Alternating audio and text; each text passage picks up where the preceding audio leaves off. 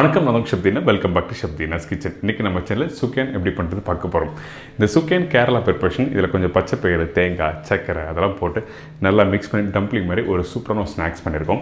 இது இனிப்பான ஒரு ஸ்நாக்ஸ் தான், ஒரு சூப்பரான ஸ்டைலில். இதே வந்து நம்ம ஊர் சைடில் பார்த்தீங்கன்னா சுயம் சொல்லுவாங்க. இந்த சுயம் வந்து இந்த கடலைப்பருப்பு வெள்ளம்லாம் மிக்ஸ் பண்ணி எப்படி பண்ணுறது சொல்லி நம்ம சேனலில் ஆல்ரெடி போட்டிருக்கோம். இன்றைக்கி வந்து பச்சைப்பயிறு தேங்காய் வச்சு பண்ணியிருக்கேன்.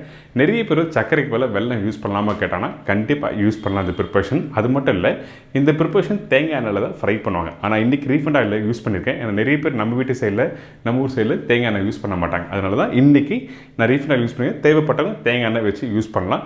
அது மட்டும் இல்லை, நவராத்திரி வருது. நவராத்திரியில் இந்த மாதிரி ஒரு ஈவினிங் ஸ்நாக்ஸ், ஒரு ஸ்வீட் மாதிரி பண்ணணும்னு நினச்சிங்கன்னா அந்த டைமில் இந்த ப்ரிப்பரேஷன் வீட்டில் ட்ரை பண்ணி பாருங்கள். இப்போ இந்த டிஷ்ஷுக்கு தேவையான பொருட்கள் பார்த்தலாமா? சுக்கியானுக்கு தேவையான பொருட்கள்: பச்சைப்பயிறு 150 கிராம், தேங்காய் 3 பத்தை, ஏலக்காய் பவுடர் 1/2 டீஸ்பூன், மஞ்சத்தூள் சிறிதளவு, உப்பு சிறிதளவு, நெய் 1 டேபிள் ஸ்பூன், சர்க்கரை பவுடர் 4.5 டேபிள் ஸ்பூன், எண்ணெய் ஃப்ரை பண்ணுறதுக்கு தேவையான அளவு, கார்ன்ஃப்ளவர் 1 டேபிள் ஸ்பூன், மைதா தேவையான அளவு. இதாங்க இந்த ப்ரிப்பரேஷன் தேவையான பொருட்கள். ஃபஸ்ட்டு நம்ம என்ன பண்ணுறோம், இந்த குக்கரில் இந்த பச்சைப்பயிரை ஆட் பண்ணி நம்ம வேக வைக்க போகிறோம். அதனால் இந்த பச்சைப்பயிரை நீங்கள் எடுத்த உடனே நல்லா வாஷ் பண்ணுங்கள். வாஷ் பண்ணிவிட்டு 1/2 மணி நேரம் ஊற வச்ச அந்த பச்சைப்பயிறு தான் இந்த குக்கரில் ஆட் பண்ணியிருக்கோம். சரிங்களா? அதுக்கு பிறகு தேவையான அளவு தண்ணி ஆட் பண்ணுறோம். கொஞ்சமாக சால்ட்டு, அதிகமான சால்ட்டு வேண்டாம். எதுக்காகன்னா அந்த இனிப்புத்தன்மை தெரியறதுக்காக மட்டும்தான் கொஞ்சமாக சால்ட்டு ஆட் பண்ணுறோம். இதுக்கு பிறகு குக்கரை க்ளோஸ் பண்ணி கரெக்டாக நீங்கள் 4லேருந்து 5 விசில் இந்த மாதிரி விட்டு எடுத்திங்கன்னா உங்களுக்கு நல்லா மெதுன்னு உதிரியாக வரும். அதே டைமில் ஸ்மாஷ் ஆகக்கூடாது, ரொம்ப இம்பார்ட்டன்ட். இங்கே பாருங்கள், இந்த மாதிரி தான் வெந்திருக்கணும்.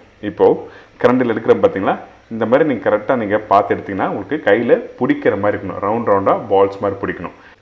அதே டைமில் ஸ்மாஷ் ஆகக்கூடாது. சரிங்களா? இதுக்கு பிறகு நம்ம பேட்டர் ரெடி பண்ண போகிறோம். ஒரு பவுலில் மைதா ஆட் பண்ணியிருக்கேன். அதுக்கு பிறகு கார்ன்ஃப்ளவர், மஞ்சத்தூள் சிறிதளவு, வாசனைக்காக ஏலக்காய் பவுடர் ஆட் பண்ணுறோம், உப்பு சிறிதளவு. உப்பு யூஸ் பண்ணும்போது கவனமாக யூஸ் பண்ணுங்க, கொஞ்சமாக ஆட் பண்ணணும். சரிங்களா? இதுக்கு பிறகு தண்ணி தேவையான அளவுக்கு தண்ணி ஆட் பண்ணி நல்லா அந்த பேட்டர் ரெடி பண்ணுங்கள். இந்த பேட்டரை நீங்கள் ரெடி பண்ணும்போது திக்காக இருக்கக்கூடாது. திக்காக இருந்தால் உங்களுக்கு அந்த பச்சைப்பயிறு பால்ஸ் வந்து இதில் டிப் பண்ணி ஃப்ரை பண்ணும்போது உங்களுக்கு வந்து போண்டா மாதிரி ஆகிடும். மாவு நல்லா திக்கான கோட்டிங் ஆகிடும். அந்த மாதிரி வரக்கூடாது. பேட்டர் இந்த மாதிரி தின்னாக இருக்கணும். கையில் எடுத்திங்கன்னா அப்படி ஸ்மூத்தாக இருக்கணும். அதே டைமில் தண்ணி மாதிரி போகக்கூடாது. சரிங்களா? ரொம்ப இம்பார்ட்டன்ட். இப்போது வேக வச்ச அந்த பச்சைப்பயிரை ஒரு பெரிய கடாயில் போட்டு நல்லா சூடு ஆற விடலாம்.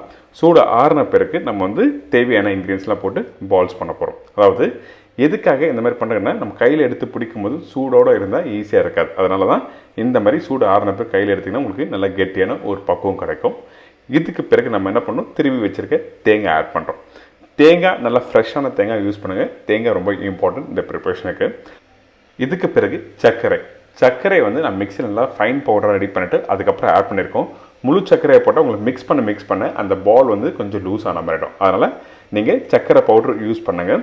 இதுக்கு பிறகு ஏலக்காய் பவுடர் போட்டிருக்கேன். அதுக்கப்புறம் நெய் எதுக்காகனா அந்த வாசனை எப்பவுமே வந்து அந்த பச்சைப்பயிறு, தேங்காய், அதுக்கப்புறம் ஏலக்காய் பவுடர் யூஸ் பண்ணுறதுல நெய் யூஸ் பண்ணும்போது உங்களுக்கு அந்த ஃப்ளேவர் நல்லா எடுத்து கொடுக்கும். அதனால் நெய் ஆட் பண்ணியிருக்கோம். நெய் கம்பல்சரி போடணுமா அப்படின்னா கம்பல்சரி நெய் ஆட் பண்ணணும். பட்டர் ஆட் பண்ணலாமா நிறைய பேர் கேட்பாங்க. பட்டர் வேண்டாம், வெறும் நெய் மட்டும் யூஸ் பண்ணுங்கள்.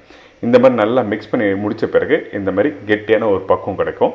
இந்த டைமில் நம்ம என்ன பண்ணுறோம், நம்மளோட உள்ளங்கையில் கொஞ்சம் லைட்டாக நெய் அப்ளை பண்ணுங்கள். நெய் அப்படி இல்லைனா ஆயில், தேங்காய் எண்ணெய் கூட யூஸ் பண்ணலாம். சரிங்களா? இந்த மாதிரி கையில் நல்லா அப்ளை பண்ணி முடித்த பிறகு நம்ம சின்னதாக ஒரு பால்ஸ் மாதிரி கையில் நல்லா எடுத்து ரவுண்டாக உருட்டுங்க. அதே டைமில் அழுத்தி பிடிக்க வேண்டாம், ரொம்ப இம்பார்ட்டன்ட். எப்பவுமே இந்த மாதிரி டம்ப்ளிங்லாம் பண்ணும்போது வீட்டில் நீங்கள் அழுத்தி பிடிச்சினா உங்களுக்கு வந்து அந்த டெக்ஸ்டர் உங்களுக்கு ஸ்மூத்தான ஒரு ப்ரிப்பரேஷன் கொடுக்காது. அதனால தான் இந்த மாதிரி பால்ஸ்மாக பிடிக்கணும்னு சொல்கிறோம். இந்த ப்ரிப்பரேஷன் இதே வந்து நம்ம ஊர் சைடில் பார்த்தீங்கன்னா தமிழ்நாடு சைடில் சுயம் சொல்லுவாங்க. சுயம் வந்து இந்த கடலைப்பருப்பு வெல்லம்லாம் போட்டு மிக்ஸ் பண்ணுவாங்க. நம்ம வந்து பச்சைப்பயிறு, தேங்காய், சர்க்கரை போட்டிருக்கோம். இந்த ப்ரிப்பரேஷனுக்கு வெல்லம் யூஸ் பண்ணலாமா கேட்டால் கண்டிப்பாக யூஸ் பண்ணலாம். இப்போது ரெடியான இந்த பேட்டரில் டிப் பண்ணுறோம். டிப் பண்ணி எடுத்திங்கன்னா உங்களுக்கு வந்து அந்த லேயர் வந்து தின்னாக தான் இருக்கும். இதுக்கு பிறகு சூடான எண்ணெயில் 1 by 1 போட்டு ஃப்ரை பண்ணுங்கள். எண்ணெய் சூடு பண்ண பிறகு நீங்கள் மீடியமான ஃப்ளேமில் வச்சு 1 by 1 போடுங்க. டெம்பரேச்சர் டவுன் ஆச்சுன்னா அந்த டைமில் இன்க்ரீஸ் பண்ணலாம். சரிங்களா? அதே டைமில் அதிகமான குவான்டிட்டி போட்டு ஃப்ரை பண்ணால் தேவையான அளவுக்கு மட்டும் போட்டு நீங்கள் கரெக்டாக ஃப்ரை பண்ணால் உங்களுக்கு அந்த சூடோட கரெக்டாக உங்களுக்கு கிறிஸ்பியாக வரும். சரிங்களா? ஒரு அருமையான டீ ஸ்நாக்ஸு நீங்கள் கேரளாவில் பார்த்தீங்கன்னா எல்லா இடத்துலையும் இந்த மாதிரி ப்ரிப்பரேஷனை பண்ணுவாங்க. கண்டிப்பாக ட்ரை பண்ணி பாருங்கள். அது மட்டும் இல்லை, நவராத்திரி வருது, அந்த டைமில் இந்த மாதிரி ஒரு இனிப்பு ப்ரிப்பரேஷன் பண்ணிங்கன்னா ரொம்ப நல்லாயிருக்கும். இந்த ப்ரிப்பரேஷன் தேங்காய் எண்ணெயிலையும் ஃப்ரை பண்ணலாம்.